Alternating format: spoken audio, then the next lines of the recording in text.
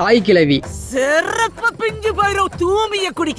படம் எப்படி இருக்கு அப்படின்னு பாத்தீங்கன்னா, நீங்க தியேட்டருக்கு போயிட்டு படம் பார்த்துட்டு வெளியே வரும்போது ஒரு ஃபீல் குட்டான மூவி பார்த்துட்டோம்டா அப்படிங்கிற மாதிரி ஒரு சாட்டிஸ்ஃபைட் இருக்கும். அது மட்டும் இல்லாம இந்த படத்தோட ஸ்டோரியா இருக்கட்டும், ஸ்கிரீன் பிளேயா இருக்கட்டும், காமெடியா இருக்கட்டும், பேக்ரவுண்ட் ஸ்கோரா இருக்கட்டும், எல்லாமே பக்காவா இருக்கு. செதுக்கி இருக்காங்க படத்தை.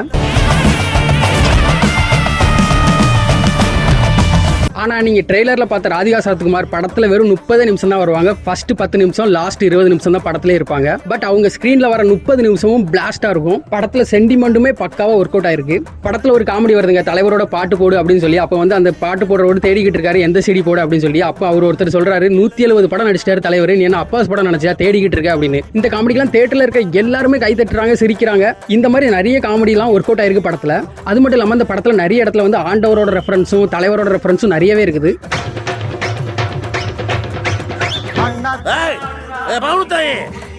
எனிவே இந்த மூவி வந்து ஒரு ஃபீல் குட்டான மூவி, ஃபேமிலி என்டர்டைனர் மூவி. ஃபேமிலியா போனீங்கன்னா நல்லா சிரிச்சு என்ஜாய் பண்ணலாம். சனி ஞாயிறு வேற இருக்குது. யாரெல்லாம் படத்துக்கு போவீங்க அப்படிங்கறத கமெண்ட்ல சொல்லுங்க. அது மட்டும் இல்லாம இந்த மாதிரி வீடியோஸ் தொடர்ந்து பார்க்கணும் அப்படின்னா நம்ம சேனலை சப்ஸ்கிரைப் பண்ணிக்கோங்க.